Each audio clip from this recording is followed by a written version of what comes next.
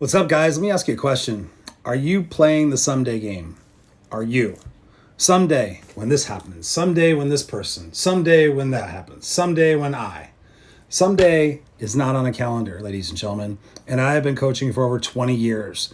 And I have found that so many people are playing the someday game. And I see those people 5 years, 10 years, 15 years later.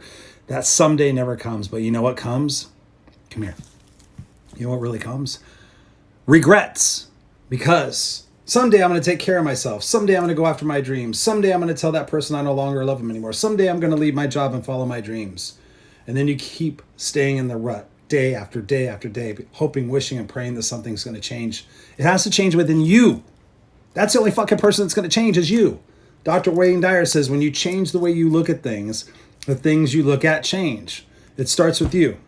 NoExcusesCoach.com. Let's go. Workshop.